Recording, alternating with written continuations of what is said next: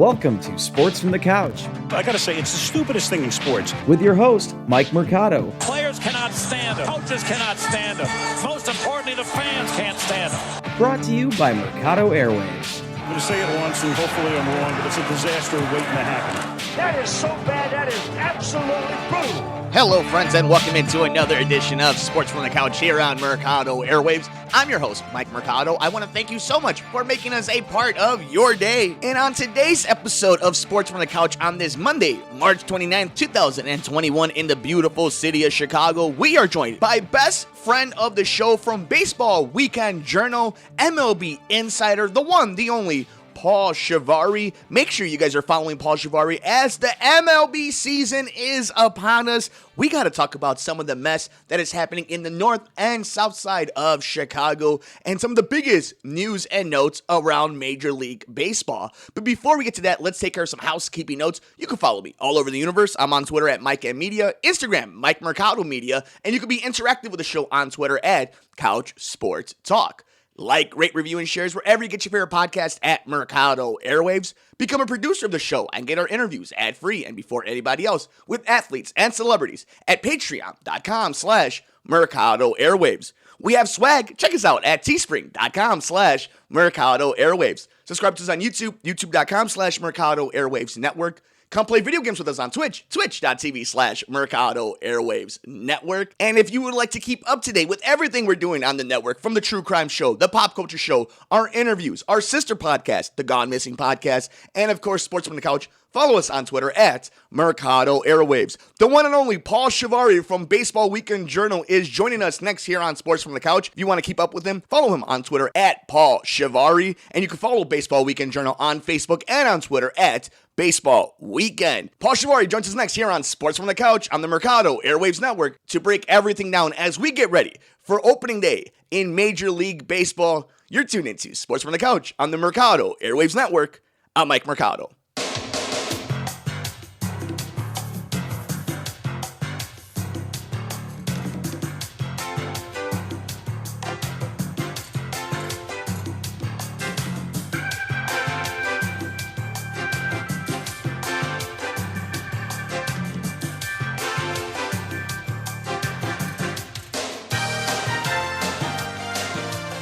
Welcome back to the show, buddy. How you been?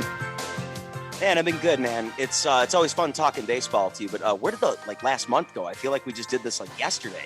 It's crazy because you and I, we see each other all the damn time over at the station in the city, and it's funny because you and I are always just talking about what's going on in the world, going on in our lives, and this offseason just kind of flew by, and there were a lot of moves, there were a lot of interesting storylines, but for a winter, for a offseason that depends on big splashes or whatnot, I thought it was going to drag a lot more, and yet here we are on opening day. Yeah, well, thankfully it is, because I love that baseball starts counting on Thursday. Yeah, so have you been watching, obviously scouting and watching a lot of it, but have you seen yourself watching more or less spring training this time around than, let's say, previous seasons? Less, just because the given circumstances right now in my life. Not going to go into it, but just it's been a good month. Some great ups and some minor downs, and just been taking me away from the game a little bit. But trust me, I've had games on. I just throw on random games, random stuff, whatever I can kind of get my eyeballs on. And I also blame the stupid Fighting Illini basketball team for distracting me a lot during March. Yeah, and then shout out to Loyola, who eliminates them and then gets bounced the very next round. And Illinois ends up being the only number one seed who isn't in the Elite Eight. A little local for some people, but let's just out quick. But I watched a lot of Illini games. I've always been kind of a fan of them. They were a great team, but unfortunately they lost. But with Loyola winning, that was kind of neat to see, because I like rooting for Illinois, in the boundary Illinois colleges and universities when they succeed.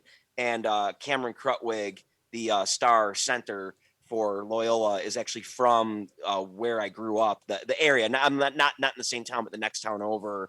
And it's just really cool to see a kid ball out from the Fox Valley Conference, Jacobs High School in March Madness. Yeah, so for anybody who still has their brackets hasn't been completely destroyed, shout out to you guys because it sure hasn't been like that for your boys over here. But Paulie, what have you thought as in heading into this opening day? Where are your vibes feeling? Are you excited? Do you think that we're into a there's a lot of drama going in, and we're gonna talk about it. But your feelings heading into this opening day, this baseball season. I'm very excited. I think it's a little bit tempered compared to past seasons. Um, just I think because of we all know that nothing's for certain after what happened last season. But I think the thing that I'm most excited about is the fact that this is a 162 game season. So I think it's going to be a little bit back to a normal feel, a little bit back to what we saw in 2019 versus what we saw last year in terms of a normal 9 inning, 162 game season. Paula, you mentioned that we're getting our 9 innings, 162, and things are heading back to normalcy. But before we get into some of the major local news, let's kind of hit on that a little bit. There are reports out right now talking about just how distant the players union, and the owners are. And we know that after this season, we're heading into a union negotiation between the two parties. And the reports are now that both sides want a DH on both sides of Major League Baseball, and yet they're not going to do it because there's a lot of pettiness. And it just goes into this. You have a bunch of grown adults acting like children, and I know there's a lot of money on the line, but do you think that there's any type of this black cloud that is going to be in this season? I mean, this is something that's avoidable, but do you think this is just going to be the realization that we're going to be talking about this all season long, this dispute between the owners and the players? Sure, I don't think it's as petty or childish though as we need to make it out to be though. I just think it's I question Rob Manfred as a commissioner. I think this is a really big moment for him to try and create labor peace in the game. And that's I think really one of the major roles of a Major League Baseball commissioner is to really avoid work stoppages and disputes. And I'm not going to go down the Rob Manfred tangent here, but basically I've been dissatisfied with the work that he's done so far in his tenure as commissioner. But this is going to be a big moment for him to try and keep the peace. As for Tony Clark, the players union leader, he sometimes he can say things that I think kind of can be upsetting to the owners, but at the same time, I think he's doing a good job of representing the player interests and showing that hey, there needs to be some pushback from the players. There needs to be a little bit more of a fair opportunity. And we could talk about that up and down of who's at fault and to why, but this is going to be a big moment for Major League Baseball, and they can't afford to have us next year at this time saying, well, when's the season going to start? I mean, are they going to come to an agreement? I was old enough to remember the 94 strike, and it was devastating to baseball. It was it's still recovering from that moment. It's not the same that it was before then. And it's a turning point, I think, right now anyway. I think regardless of a work stoppage or not, you were talking about the designated hitter being added. I mean, there's going to be some radical changes to the game that we grew up with and enjoyed watching. So I think the most important thing is that Rob Manfred has to keep the peace this year. Tony Clark has to be willing to come to the table. But at the same time, I know Tony Clark would turn that around and say, well, Rob Manfred and the owners need to come to the table too, because there's been times, especially last year in their negotiation, where the owners just weren't budging on certain things that was just kind of unfair to the players. And I think we really need to see, how Major League Baseball and how the owners, how are the billionaires going to concede to the millionaires? That's essentially, I think, the storyline this offseason. So, what are you feeling then? Like, what are your birds telling you? What are the vibes from the community? Do you think after we crown a World Series champion in 2021, do you think that we're going to go into the owners' meetings? We're going to get into spring training. We're going to have a opening day late March, early April of 2022? Yeah, I do. I really do. I think the MLB wields a mighty fist, and if they can promise the money that these players are already being promised and some, I think when push comes to shove, they can get this thing done. And I think I'm saying this right now in late March heading into opening day, but the summer is going to dictate what that will mean for us. If we see petty arguments, disputes, things like that. Basically, I mean, if you really want to go with the highlight of what's going on right now is there's that talk about the All-Star game getting boycotted due to the Georgia voter laws and this and that. I don't think that's going to happen, but let's just say that goes further down the road. That's really going to be one of those moments where the league and the players union are really going to have a problem. And that could carry over into the off-season negotiations.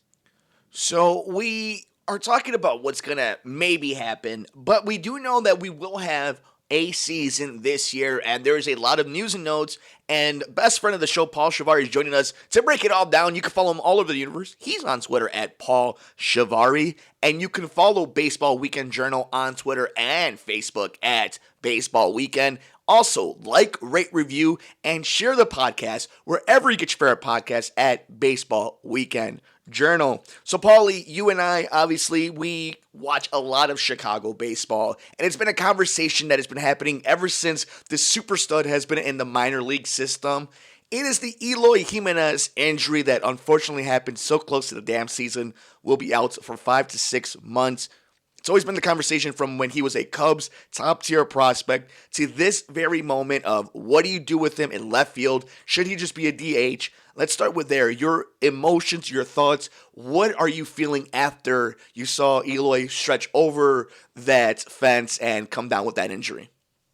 I think my first thing was, what are you doing? I don't know who the outfield instructors are at spring training for the White Sox. I'm sure there's some names that are very, very great outfielders that have played for the White Sox. I think Daryl Boston probably has some insight as well as to how they do that sort of thing. But he's trying to rob the home run, but at the same time, it just seemed like a weird effort. And the way he kind of came off the fence. He's not a great left fielder. He's not a great outfielder. It's really the only position he can play out on the diamond. He's destined to be a designated hitter soon in this league. Maybe a comp might be like Edwin Encarnacion, possibly. I mean, I know maybe not offense-wise, but I think a guy that just ended up sliding into that DH role pretty easily. Right now, the way the Sox are built, though, there's really not a spot for him to be a designated hitter. And that was the problem to begin with. But on the reverse of that, though, as soon as he got injured, the presumed designated hitter this season, Andrew Vaughn, the prospect that would be making his major league debut and making that jump above, I think the highest he's played is high A, albeit he played in college too. So it's not like this guy is completely, new to at least that level of baseball. They were talking about trying out Andrew Vaughn in left field. And it was like, well, if this was always an option, why wasn't Eloy Jimenez in the rotation to be a designated hitter? Because you're talking about Yasmani Grandal, Andrew Vaughn, Jose Abreu, and amongst others. You might get a Leori Garcia in there, a Yohan Moncada on a day where you need to spell him off the field. Who knows what injuries might pop up during the season where a guy can still hit but not field his position. Who knows? But you're talking about really Grandal, Abreu, and Vaughn at DH this season, with Vaughn or Grandal probably getting the majority of the at-bats. So Eloy, I think now after this, and especially the way he comes back, I could see a possibility that he comes back as a DH, even though I don't know how this would affect his fielding, because this would be his glove hand with the torn pectoral, the ruptured pectoral, I should say, which is a very freak injury. That's not really a common baseball injury. It's really the problem now is not so much how he's going to field his position when he comes back. It's going to be how is he going to swing the bat. Yep. And so you want to talk about that a little bit? So it's going to be a power injury, right? Like that's what he's going to have to overcome at this point. As far as I understand, that I would think, because it's like his not the lead in terms of his dominant hand, but it's the one that faces the pitcher first, and that's like I think where your power comes from. So he, so it's and I'm not an expert on this sort of thing, but I've seen where it could affect the way he's recovering with his swing. He could feel 100% healthy, but are there changes to his swing now and adjustments that he's going to have to make, to shorten his swing and make it quick again? So I don't know. They say he's going to be back 5 to 6 months from now, right? So that puts him really right in the thick of a pennant race with the way the White Sox are supposed to be built this year. Right. And you're throwing in a guy in a high leverage situation if they're really fighting for something to try and get his groove back just in time to play playoff baseball. And that's going to be problematic. So there might be a chance that he gets shut down this year. Yeah. I think that's a real possibility. Yeah. Chicago, this wouldn't be the first time that an outfielder that was shaky at his position in the corner gets injured right at about the start of the season and comes back just in time to just DH in the World Series and lead a Chicago team to a championship. He's a super stud. That happened in one of the 4 times that a Chicago team has won the World Series. It's 100%. That happened 5 years ago with Kyle Schwarber. Now, I don't think this is the same exact story because Schwarber had the ACL, but the Eloy Jimenez ruptured. It's just such a freak injury.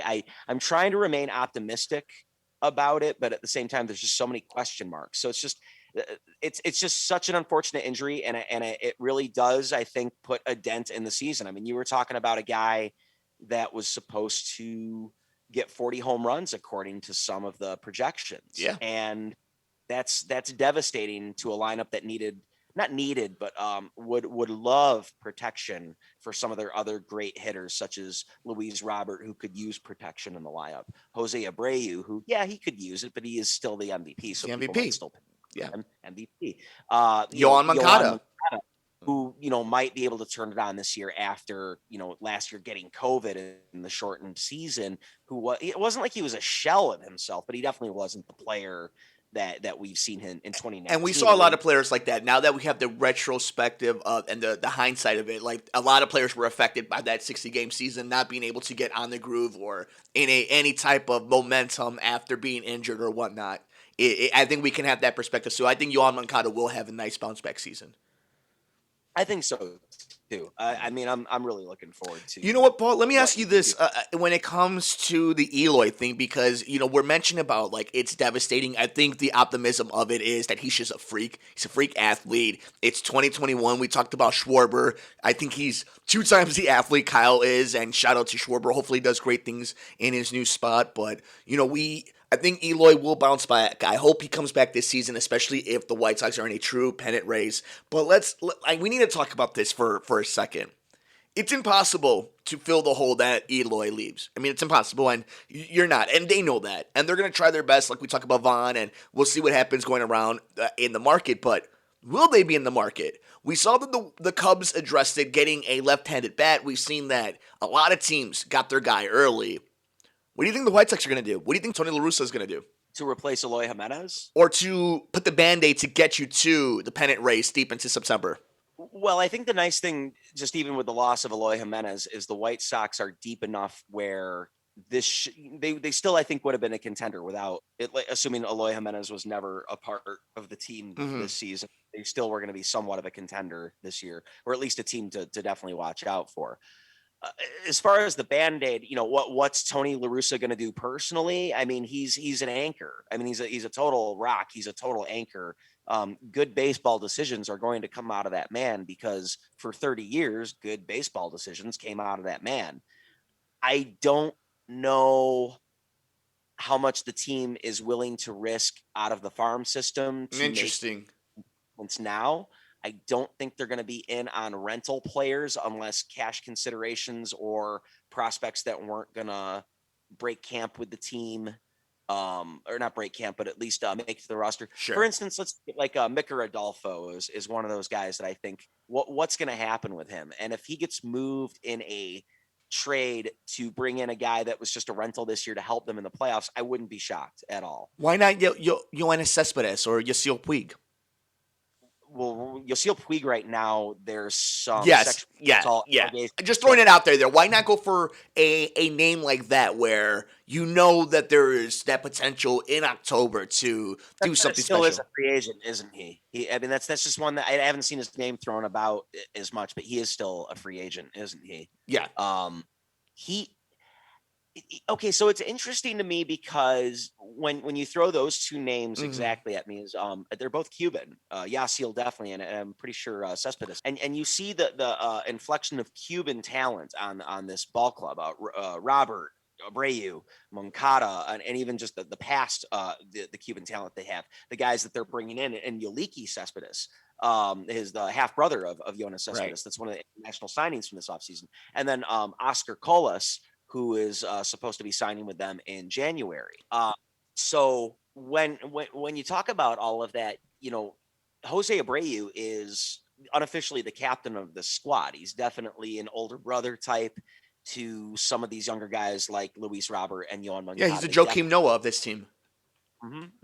So I want to know his opinion about why don't they go get Yoenis Cespedes and Yasiel Puig. And I know that's not really his place to share that with the public, but I think if I'm the ball club, I'm asking him what his opinion is on that. Whether or not I act on that, I think if he has positive things to say, like, yeah, I think, hey, I really think that Yasiel could help us, or I think we could really coach him and mentor him. The guys seem to like him.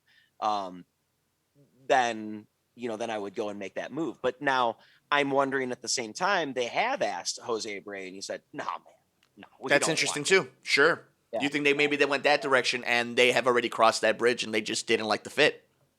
I think so. I That's mean, interesting. I don't know what goes on, behind closed doors, but I know these teams do their homework, and I think that conversation has probably been had between the front office and Jose Abreu, but I just don't know though. Well, that's interesting. And at the very least, we know that they're going to be in conversations. Whether or not they do anything, I think Rick Hahn, Kenny, and LaRussa are all going to be there to be in the market somewhat. And I think they're going to.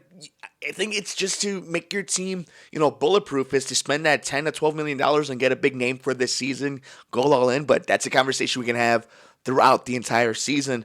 But we are joined with best friend of the show, the one and only Paulie Dangerous, Paul Chivari from Baseball Weekend Journal. And we have been spending some time in the South Side talking about the Chicago White Sox. Rightfully so. They are a team that has a chance to win the whole damn thing.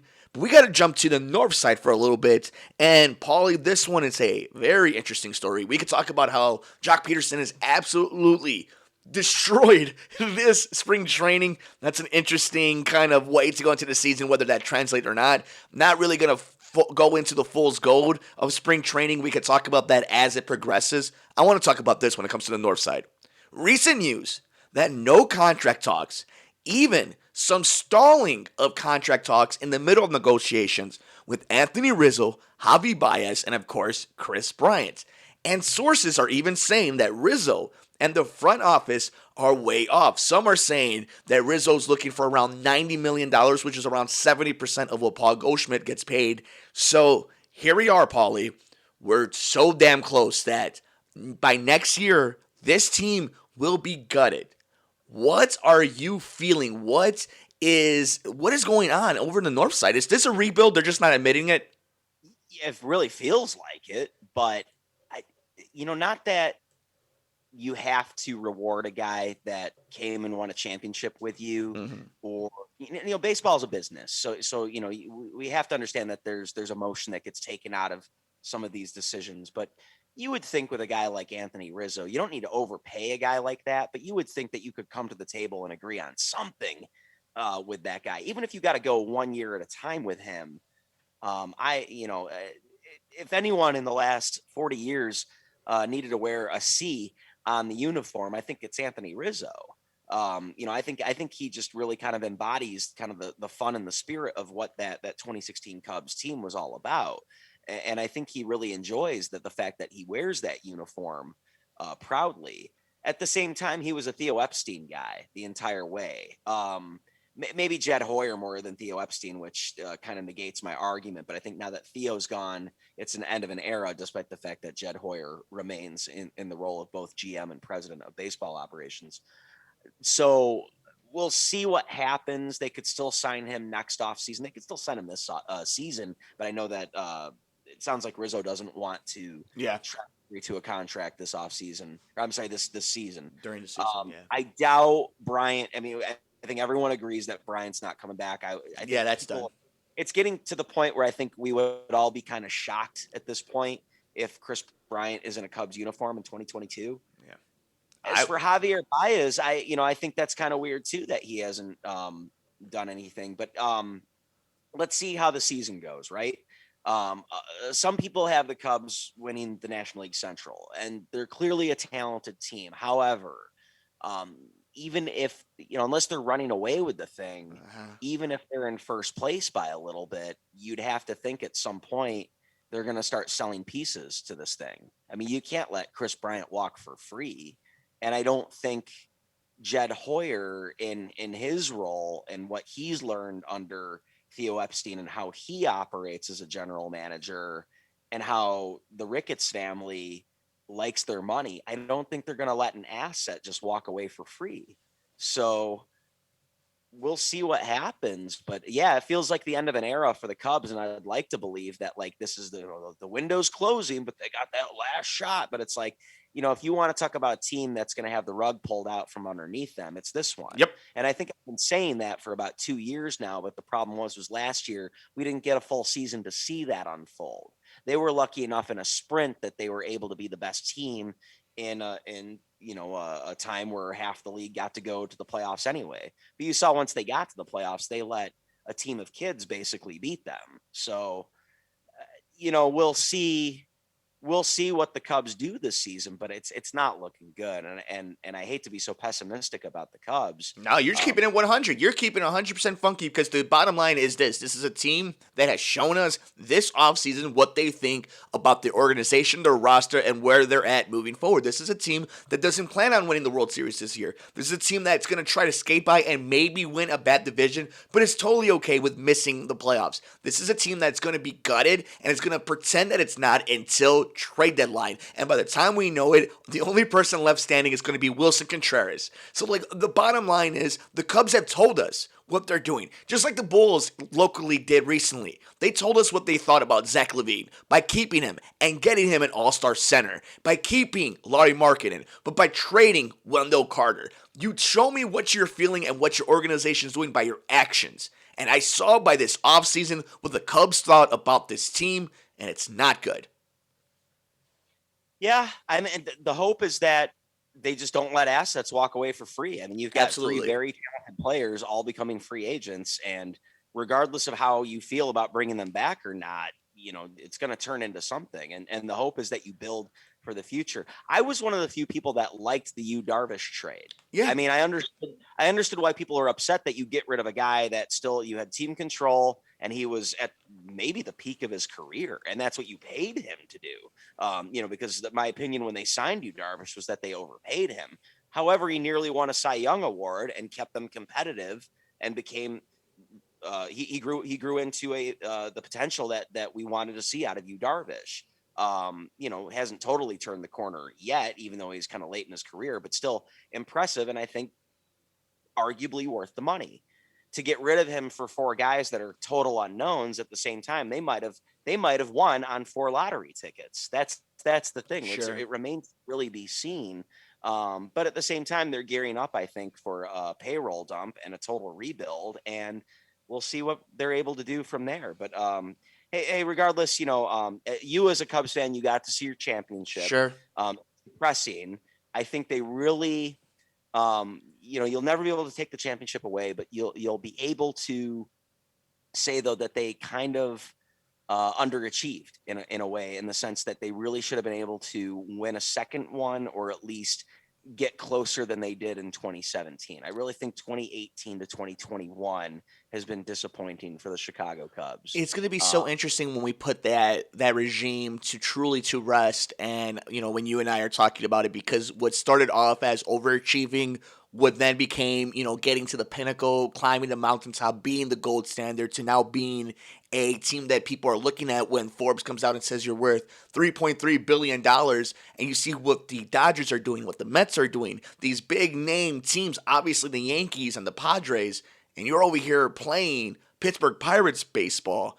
And it's a thing that you and I are going to talk about, and depending on how the rest of these careers of these ball players go, it was an interesting journey. And Paulie, I know we're kind of running up against it on this tradition, unlike any other. Sorry, wrong sport. As we always get ready for opening day here on Sports from the Couch and Baseball Weekend Journal, as we do our major crossover every single year. And of course, you can follow the man himself, Paulie Dangerous, all over the universe. He's on Twitter at Paul Chivari, and make sure you're following Baseball Weekend Journal by liking them on Facebook and following them on Twitter at Baseball Weekend. Don't forget to like, rate, review, and share them wherever you get your favorite podcast at Baseball Weekend Journal. Paulie, later on this week, as this is dropping on March 29th, 2021, on a Monday night in the beautiful city of Chicago and all over the interweb, later on this week, you will be doing a deep dive as we get ready for the 2021 campaign in Major League Baseball. We're going to start doing a few quick hits of what we got going on in Major League Baseball, but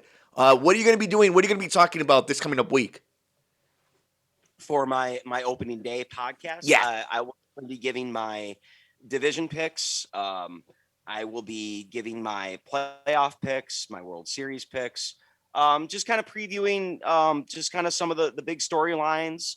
I love the whole point of the podcast is just a snapshot of where the world of baseball is at, and this is Major League Baseball's time to shine. It's time to kind of just unveil the curtain on the 2021 championship season. And I just kind of want to give you my thoughts on how I think it's going to go down. So let's have some fun before we let you go then. And as you give us a true analytical deep dive look later on this week, I want to start off in the NL West. What do you think about that heavyweight matchup, this Mike Tyson, Muhammad Ali, this Francis Ngannou, John Jones matchup that is the San Diego Padres, the LA Dodgers in the NL West? How are you feeling? I mean, is this the hype? Is this going to be the goods? I think so. I really do. How can you not like that matchup? I think this trumps Red Sox Yankees from the mid 2000s. Ooh, that's big. That's big. Yeah, I think these are some super teams right here. Yeah. The thing that I really got to see though is I always question teams' desires to repeat, and it's not so much the heart, it's the just everything, like, do you have the energy? Like you've tasted it before, so you're not trying to chase the dragon like you were. Sure. Yeah.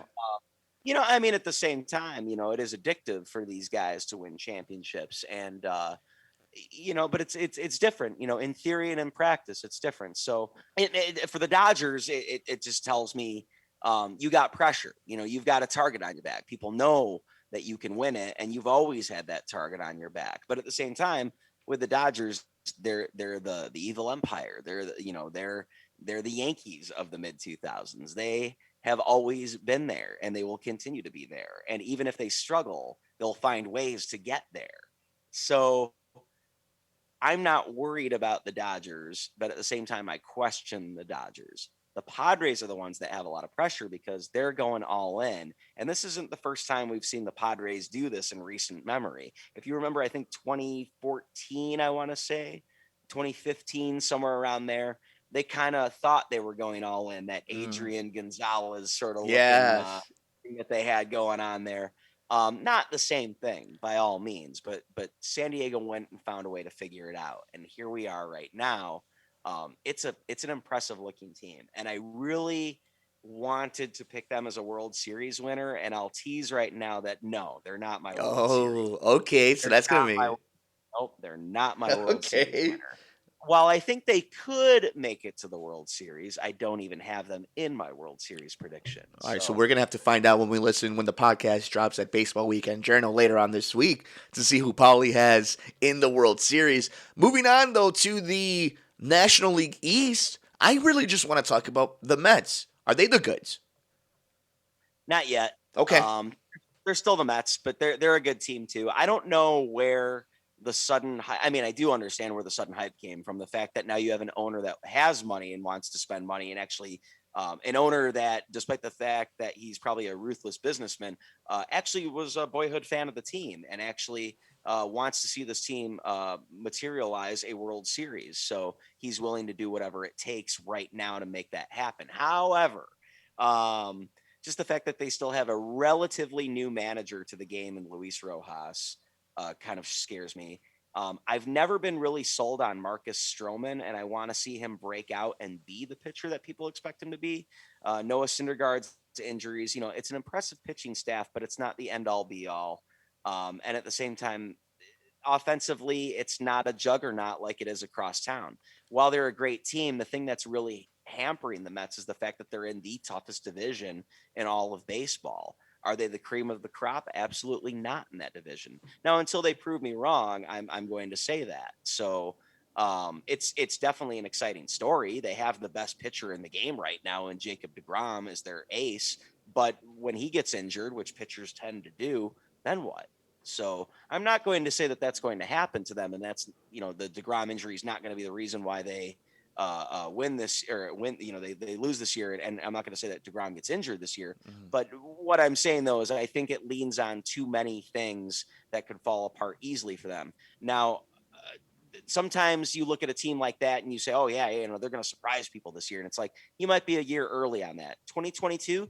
The Mets might be the team that we're talking about, like we're talking about with San Diego or the New York Yankees or someone like that. I can't wait to hear, though, your thoughts on what is going to be a really fun division between the Marlins, the Phillies, the Nationals, the Mets, and the Braves. And, of course, Paulie will be talking about on this week's edition of Baseball Weekend Journal as we are inching closer to opening day of the 2021 opening day season beginning for Major League Baseball. Super hyped about that and super hyped to hear your thoughts on our final subject, the final team we'll hit on for this edition, our tradition unlike any other as we get ready for opening day, the New York Yankees. Is this the team to beat in Major League Baseball since the Dodgers might have the fatigue of winning a World Series for the juggernaut that they've been? Is this the time that the awakened giant, the sleeping giant awakens in the New York Yankees? Well, it's definitely the time that the sleeping giant awakens. Are they the team to beat? No. They're an impressive team, but until the Dodgers are beaten, they are the team to beat. They're definitely the ones that you look at and say, that's the target on their back. They're the power rankings number one going into 2021, right? But at the same time, power rankings number one doesn't mean anything. It just means you're the best right now. You're the one right now that most likely looks like you're going to be able to carry it through. I think that anyone that gets a chance to challenge them could prove that wrong.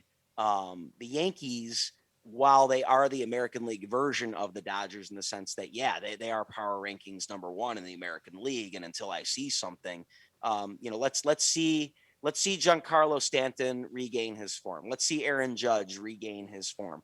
If you can get home runs out of those guys all season, I mean, that's huge right there. You got two guys that could potentially put up half of your team's home runs in theory. Not like I think that's going to happen. But we just need to see Gary Sanchez put it all together one last time. We need to see Gleyber Torres step up. We need to see that pitching staff actually be good. And the Yankees have always been hampered by their pitching over the last maybe 5 or 6 years, maybe even 8 years. One of their problems has been just their pitching staff is just never going to be I shouldn't say never. It was always one of those things that was the question mark for them. So I think going into this season, I like their pitching staff a little bit more, but at the same time, the fact that they didn't bring back Masahiro Tanaka was interesting. We don't know what Corey Kluber's going to be. I mean, we know what he's been, but we don't know what he's going to be. We don't know what Jameson Tyon's going to be, but we know what he has the potential to be. We've seen flashes of it. But this year could be the year that those guys really put it together, though. Kluber, I think, might have those injury concerns behind them. Tyon has his health and injury concerns behind him as well. So, and the fact that they may really enjoy this new role and relish this new experience being a Yankee. And then the fact that you have Garrett Cole, who's also arguably one of the best pitchers in the game. He could put it all together too. So I think finally the Yankees have that starting pitching staff that they've been looking for a while. And I think if the offense can really put it together for them and the whole thing can just click, yeah, you're talking about the team to beat this season. So, I have high expectations for the Yankees for sure. And if you are a fan of the Angels, the Astros, the Indians, the White Sox, anybody who has a chance to be a legit contender like the Minnesota Twins, and you want to hear more insight like that, beautiful, amazing analytic, really deep dives week to week, not just on opening day, you got to be checking out my guy Paul Chivari's podcast, Baseball Weekend Journal, wherever you get your favorite podcast. Make sure you're giving it a thumbs up, 5 stars. Follow them on Twitter and on Facebook at Baseball Weekend. And of course, Paul on Twitter at Paul Chivari. Paulie, we did it, my man. We got to the finish line, and you have a whole lot of work left to do as you get ready for your podcast. But this is one of my favorite podcasts to do all year long. It's getting ready. It's a brand new season, and that means spring is here. Summer is upon us, and we got to talk baseball for almost an hour. And it's good times, my brother. Good times. Time flies, my friend. We've done this so many times at this time of the year. It's just I'm glad that we're able to put a stake in the calendar every year and say, yep, we talked about it. We introduced it. We introduced the baseball season every season together. That's awesome. Absolutely, brother. And one last time, when is the podcast going to drop as we get ready for the 2021 season? I will probably release it on Wednesday, the night before. I think Wednesday night before the opening day, let's say 7 p.m. Central. But, sometimes I do things a little early sometimes. So be on the lookout for it, though. Check it out. Wednesday, you'll know for sure what all my picks are and where I'm going with everything. And, hey, let's enjoy Thursday, right? Let's crack open a beer, eat a hot dog, eat some peanuts, whatever you do, however you do it, watch some baseball on Thursday. It should be a national holiday. It should. All sports should be a national. You know what? We shouldn't have to go to work. That's a different conversation for a different day, though. And finally, are you going to be doing a normal episode? If anybody's wondering, you do a weekly episode. When does that drop? I usually drop it on Sunday. It varies week to week, but it's usually Sunday that I drop it. You can find it anywhere, however you listen to your podcasts. Google, Apple, iTunes, Spotify, all those good stuff. Spotify, Stitcher, all those good things. SoundCloud. We always do that there. So, and it's just always the weekly snapshot. I was talking about, all of the international series during the off season. Someone had asked me at one point in time, it was like November or December. And I was like, I'm doing my baseball podcast. And they're like, baseball, that's over with. What do you talk about? How can you find topics? And it's like, are you kidding? Like there's like the off season is almost busier than the regular season. Like there's always something to be talking about in the world of baseball. It's not just major leagues, it's baseball everywhere. So check it out. Baseball Weekend Journal. If you're looking for the most in-depth Major League Baseball, Korean baseball, and Caribbean League baseball, you have it at Baseball Weekend Journal. Proud of you, Paulie. Here's kind of the thing about it, though, is I cover a lot of topics. Now, are you going to get the most in-depth analysis on one of those particular topics? No. Like Dominican baseball, I am not your expert on Dominican baseball, but at least I can point you in the right direction so that you can definitely get your toes wet, because I guarantee you haven't found the pool. With that, homie, thank you for everything. You're the best. Proud of you, and thank you for always for making this awesome, brother. Hey, you too, man. I really appreciate you having me. A huge thank you to the one and only Paul Chivari from Baseball Weekend Journal for joining us here on Sports from the Couch as we get ready for opening day in Major League Baseball. Follow Baseball Weekend Journal on Facebook and Twitter at Baseball Weekend. Follow Paul on Twitter at Paul Chivari, and share the podcast wherever you get your favorite podcast at Baseball Weekend Journal. And of course, a huge thank you to each and every one of you for joining us here on Sports from the Couch. Don't forget, you can follow us all over the universe. You can follow me all over the universe. I'm on Twitter at Mike M Media, Instagram, Mike Mercado Media, and you can be interactive with the show on Twitter at Couch Sports Talk. Like, rate, review, and shares wherever you get your favorite podcast at Mercado Airwaves. Become a producer of the show and get our interviews ad-free and before anybody else with athletes and celebrities at patreon.com/Mercado Airwaves. We have swag. Check us out at teespring.com/Mercado Airwaves. Subscribe to us on YouTube, youtube.com/Mercado Airwaves Network. Come play video games with us on Twitch, twitch.tv/Mercado Airwaves Network. And if you would like to keep up to date with everything we're doing on the network, from the True Crime Show, the Pop Culture Show, our interviews, our sister podcast, the Gone Missing Podcast, and of course, Sports from the Couch, follow us on Twitter at Mercado Airwaves. Enjoy all the games, enjoy opening day, take care of yourself, take care of each other. We will see you next time here on Sports from the Couch on the Mercado Airwaves Network. I'm Mike Mercado.